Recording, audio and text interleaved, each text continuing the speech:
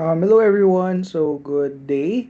I would like to give an online recording of the course or orientation for the subject Introduction to Clinical Psychology. So nagbabalik na naman ako no as your course instructor. I am Sir Cedric. You can just call me Sir Ced no for those who have not known me pa no. Ako pala si Sir Ced. And welcome to the course Introduction to Clinical Psychology for Psi 132. So, I will give an orientation lang about the course para lang not to keep you hanging since wala kasi tayong klase this coming Friday.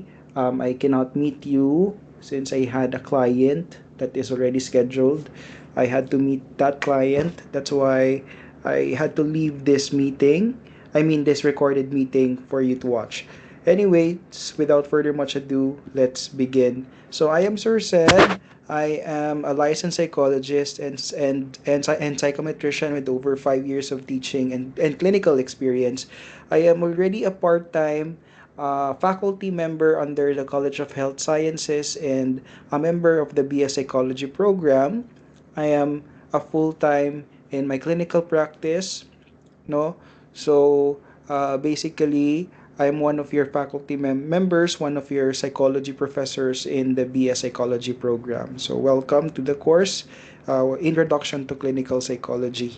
So, for the course guidelines, as you can see naman din, all of the items, most of the items of the modules are already made available for you to check the lesson, the flow of the assessments, and you just have to check the items in sequence, follow the due dates for each item, and not the hard deadline. So I already set the due dates for every assessment. Hindi ko pa minade available yung mga summative assessments kasi sabayin yung sasagutan yon, no, yung summative assessments natin. Hindi po output based but mostly magiging objective type examination na yung ating magiging summative assessment. So take note, kailangan na po nating mag-aral. So there will be significant deduction of points once you did not accomplish it within the due date. So especially kapag may mga face-to-face meetings tayo, no? Or may mga on-site meetings tayo that I would require you to answer this particular assessment. And kung wala kayo, no, and of course I need to tag you as zero na kasi wala kayo during that time, no. This is to be fair for those who have been in the classes. Formative lang din naman ito, hindi naman ito yung summative exam ninyo. Okay, so kindly see also the reference parts of your blackboard. Hindi na po tayo canvas ha, blackboard na po yung ating gagamitin, no? Along with the main reference book for your self-paced learning. There is also a lecture video playlist in my YouTube channel, Sursed TV. You can also check that one out. I had recorded my previous lecture synchronous sessions in my previous classes in the same course para lang din makita nyo kung ano ba yung pwede nating matutunan sa course na Psi 132. So, open source din naman yun. And nandito sa Blackboard Learn course yung playlist nung sequence nung mga lessons. Yung mga lessons that we're going to tackle. Okay, there will be significant deduction of points once you did not accomplish it within the due date or you will be tagged as zero especially kung gagawin natin yung assessment na yon on site. Take note of that one. Hindi ko na uulitin yon. Huwag kayong magtaka kung may zero kayo sa formative assessment. Again, formative assessment lang yon, hindi yon summative assessment. Okay? So, balikan yung recording na ito, ha? Kung magtataka kayo, sir, bakit zero ako, sir? Sa assessment or sa quiz na ito. So, ibabalik ko kayo sa orientation na ito. Anyways, continue tayo. Ito, ang rule ko, there will be no remedial course for this professional course. I will only give a completion module or task by week 14.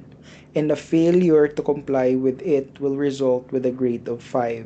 Hence, you need to retake the course. So, yun na yung parang magse-serve as your remedial task, yung completion work natin. So, either you have to complete it or not to complete it. Basically, yun na po yun. Okay? So, continue tayo. Okay. Full screen ko siya. Okay. Read my announcement in Blackboard Learn course and in MS Teams. I'm going to use Blackboard Learn. Hindi ko lang to na-update, no? For this term. And there will be formative assessments for you to answer. For our on-site classes, I will be also giving some face-to-face activities, particularly group activities for you to do, no, para magkaroon din tayo ng engagements, para meron din tayong participation and cooperation. Hindi nang magiging useless yung pagpunta ninyo sa klase. So for now, browse week 1 to 2 course folders via your LMS. So yung klase natin, yung schedule, i-discuss ko siya um, later on. So basically, you can message me 7 to 4:59 p.m. office hours kapag bakante ako, no? Kasi nga may clinical practice din kasi ako. I'm handling clients. So baka hindi ko lang din masagot or ma-check yung MS Teams ko. Busy din kasi talaga ako, to be honest to you. So ayun, so message niyo ako. Hello Sir said, this is Juan Garcia from Psi 132. Tapos yung section po natin, I just would like to ask if ganito, ganyan. So be direct and concise kung ano ba yung concern ninyo. I will be assigning a class representative, no, per section later on. And hindi na siguro tayo mag-form ng GC, no? Siguro mostly sa MS Teams na lang yung ating communication para madali. So lahat ng immediate announcements ko sa Teams ko siya ipo-post agad. And kung may mga group concerns kayo or may mga concerns kayo, maganda sana siguro na i-send niyo siya sa MS Teams para ma-inform din yung mga ibang mga classmates natin or ninyo, no? And maisa ko siya ba and ma-inform sila agad-agad kung ano yung concern ninyo, and they will be informed, especially kung parehas kayo ng mga concern.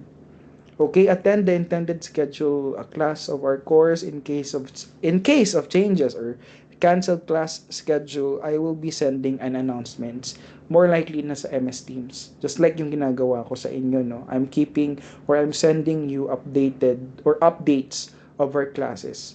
Okay, so ano pa kasi parang hindi pa ganun ka permanent or nagkakaroon pa ng mga fluctuations sa mga class schedule natin. Kahit kami as faculty members, naguguluhan kami, bigla kaming binibigyan ng mga updated class schedule.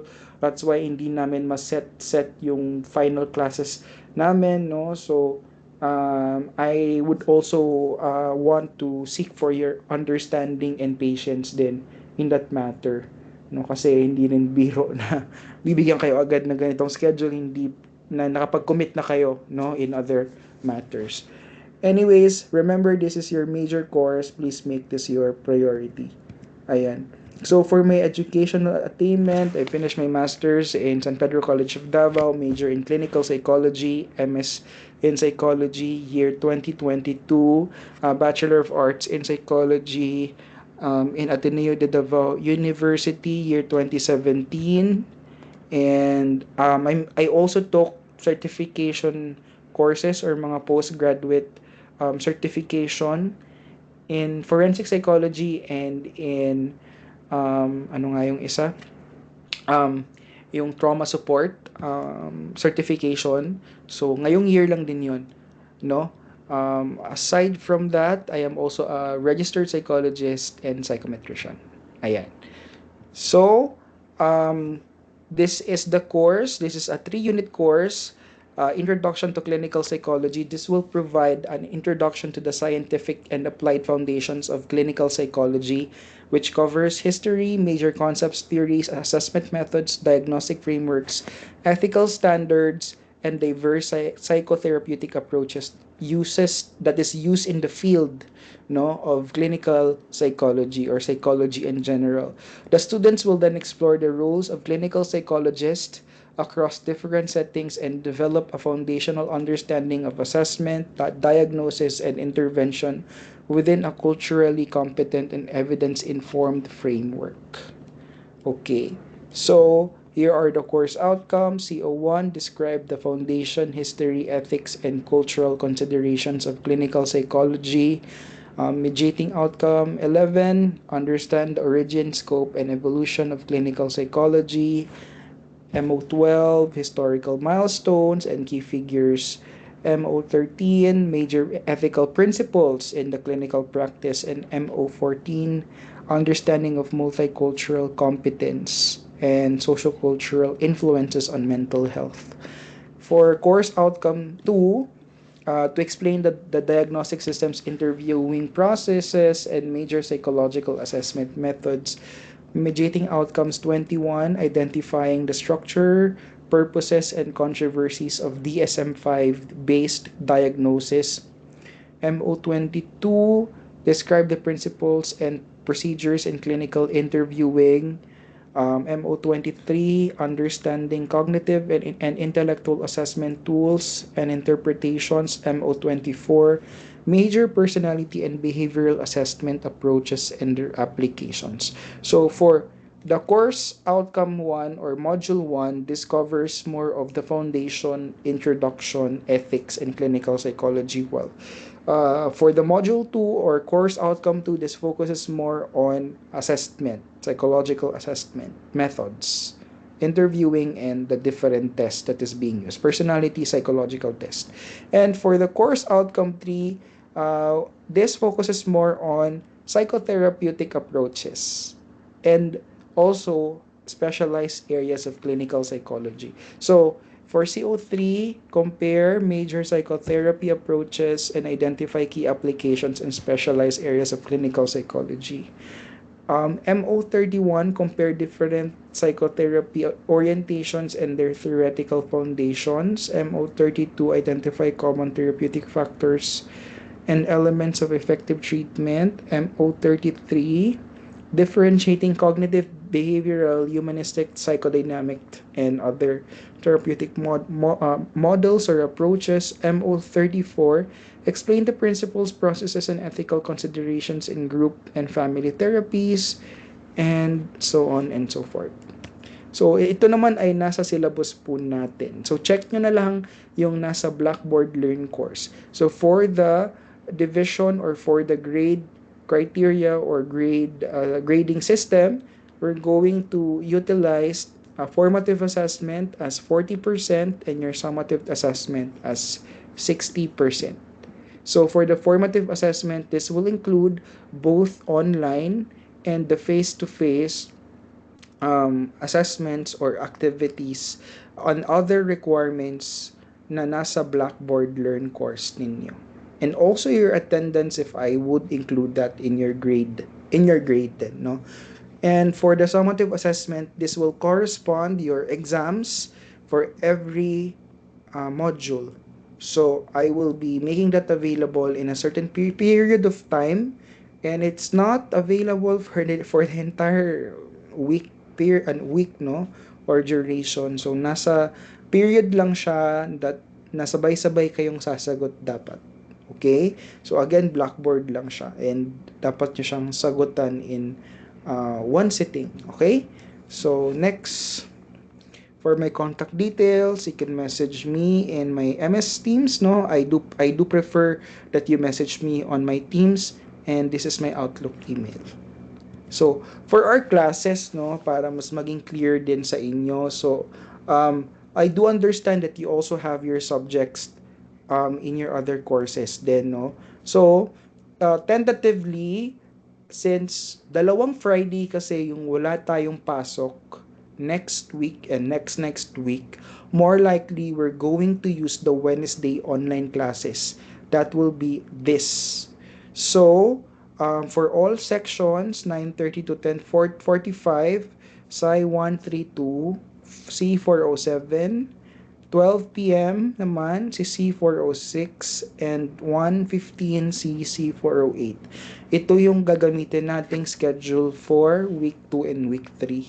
By week 4, we will be having our face-to-face Friday classes since yun lang din naman yung schedule natin na may pasok kasi puro holiday yung August, no? Okay, so ayun ha. So deal lang tayo basically. So kung hindi natin magamit si Friday, we're going to use si Wednesday. Okay? So for the Friday schedule, this is the schedule that I will be setting for Friday 9:30 si C408, 12 si C406, and 1:15 si C407. I already set din yung room, no? So, sa 9:30 C408, your room will be RSY 105. For 12 p.m. class on Friday, C406, your room will be on C108. And 1:15 C407, your room will also be RSY C108. Nasa ano yan, RSY, no? Katabi lang daw ng landers. Okay? So, this will be on week, uh, week, week 4. Kasi next week and next week. Wala kasi mga pasok. Puro holiday. No, kasi ano ata yun, Ninoy Aquino tapos Kadayawan. Mm-mm. Ayan. So, punta tayo sa LMS, no? And before tayo ayan. So, you can start na if ever matapos natin tong orientation. So, itong LMS para makita ninyo. So, this is your course in Blackboard. Isang course lang po tayo ha. Hindi po dalawa. So, you begin here in the course preliminaries. The course preliminaries. Yan. Student preview ko siya para mas... Yan. Okay. Okay. You start here, course preliminaries. You check this in order, no? Check nyo siya. You start here about Mapua Malayan Colleges, Mindanao. Then you next. Instructor information. Tapos next na naman until sa matapos nyo siya. So basahin nyo yung mga parts kasi essential siya sa learning para magkaroon kayo ng foundation ko. Ano ba talaga yung inaaral natin? Itong course syllabus, updated to. Bagong edit ko to kasi bagong format na naman yung hinihingi ng school. So ito yung ifa-follow natin for this term. Nandito rin yung lessons that will be covered, no? And ito yung file na ginawa namin during your vacation. So ito yung syllabus that we're going to follow. Yung 2-pager, this one.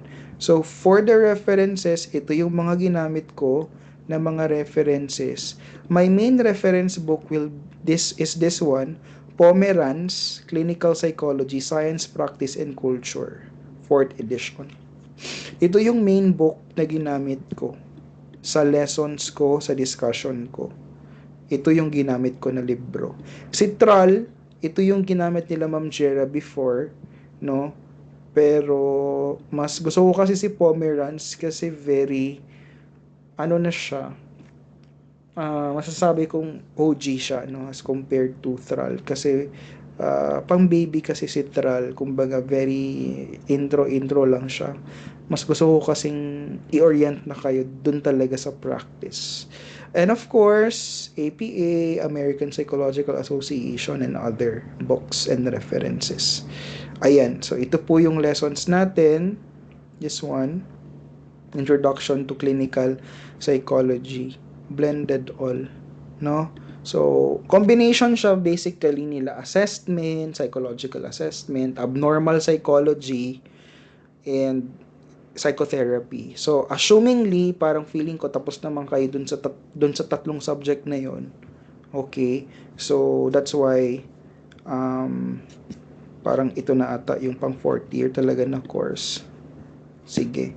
Dumako tayo sa mga susunod na kabanata. Wait lang. Okay. So, once done, punta na kayo dito sa course readiness checklist, then course readiness confirmation, and student honor code. And this is our MS Teams. Ito yung ating MS Teams. Ayan. Wait lang. Okay. Then, you can check here the references. Itong learning resources by Sir Said, you can check this one out. So, ito yung mga materials, yung mga slides ko na ginamit ko. Yung book ni Thrall nandito, yung book ni Pomerantz din nandito rin. Foundations of Clinical Psychology, yung syllabus din nandito. Supplementary PowerPoint presentation, you can also check this one out, no? Marami akong mga in-include na mga resources dito na no need na kayo mag-take ng mga picture during classes kasi nandito din naman siya lahat, no, para hindi na rin kayo mahirapan for your added references at para during kapag nag-aaral na kayo before the exams. Other references, this one, Introduction to Clinical Psychology by Hansley, Catherine, yan. Okay. And video lectures by Sir Said. Ayan. So, this one, ito yung mga lessons ko, no? Mga lessons ko. You can check this one out. So, basically, ito yung mga lessons ko, no? So, you can check this one out. Tignan nyo na lang. So, ito yung mga lessons. Nasa isang YouTube channel siya. So, pwede nyo siyang ma-check, no? Okay. So, Module 1, Foundation to Clinical Psychology. We have here some lessons. Ayan. And Module 1, what is clinical psychology? Introduction, no? Tapos, we have here yung Module 1. Ayan. Yan. So, yan yung mga slide natin. PowerPoint presentation. Tapos, evolution of clinical psychology. Yung mga lessons, no? In-include ko rin yung mga ginawa ng mga ibang professors din, no? And of course, yung sa akin.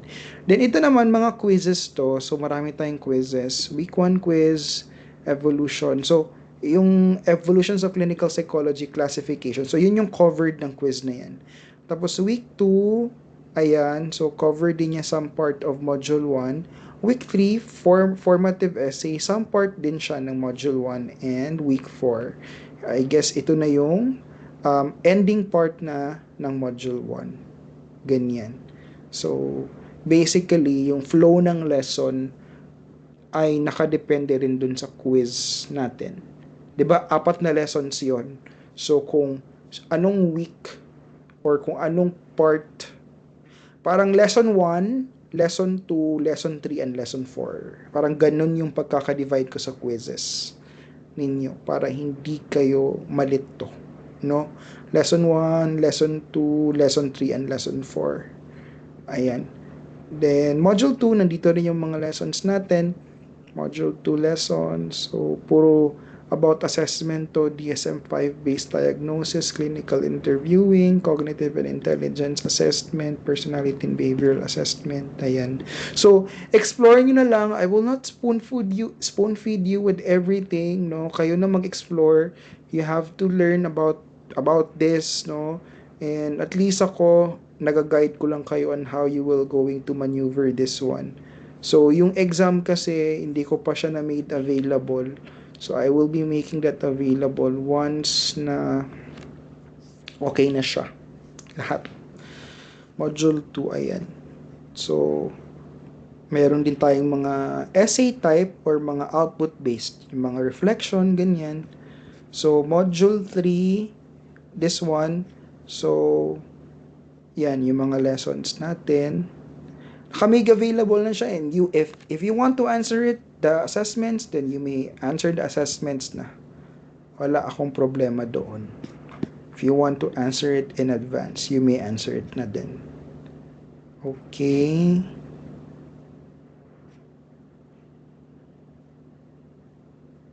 Okay, ayan. So, ayan na po yung mga quizzes natin yung mga lessons natin.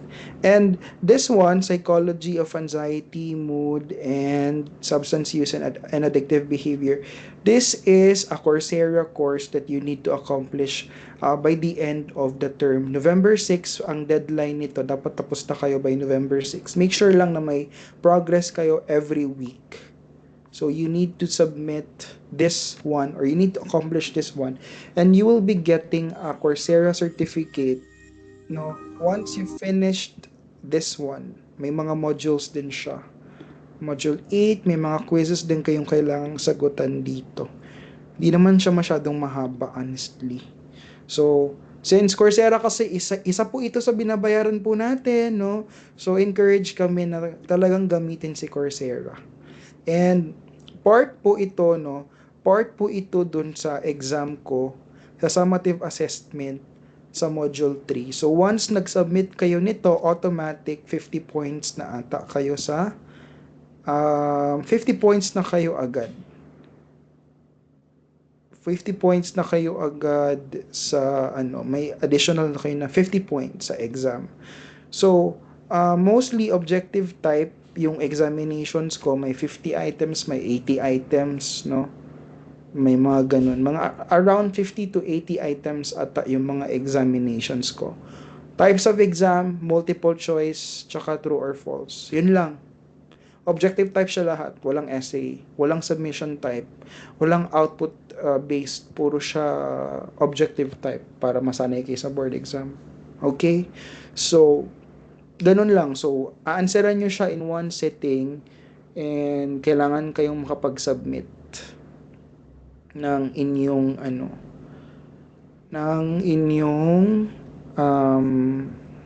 tawag niyan, response ninyo. So kapag meron kayong bagsak or nag-fail kayo, so by the end of the term, you need to complete this one. May task akong ibibigay kung may IP grade kayo. Oo, ganun. So para ma-convert natin yung grades ninyo into para ma-convert natin yung grades into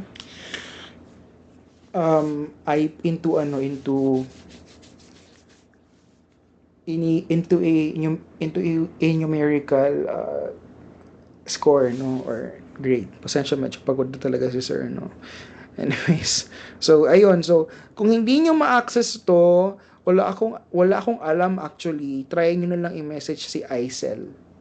Kasi sila po yung nagbibigay ng access sa mga estudyante. Si ICEL po, ha, ICELL.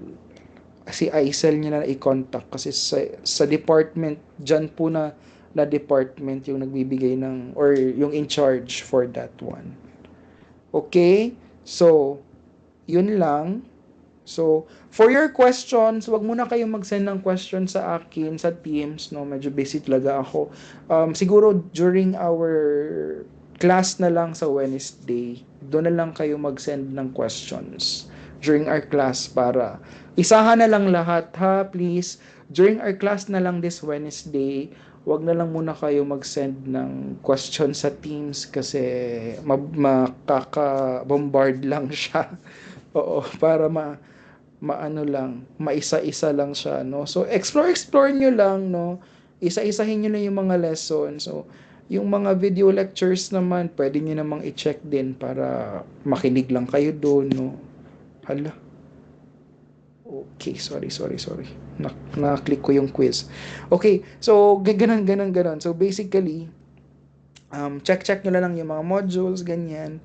So, that's it, no, for now. So thank you so much and have a good day.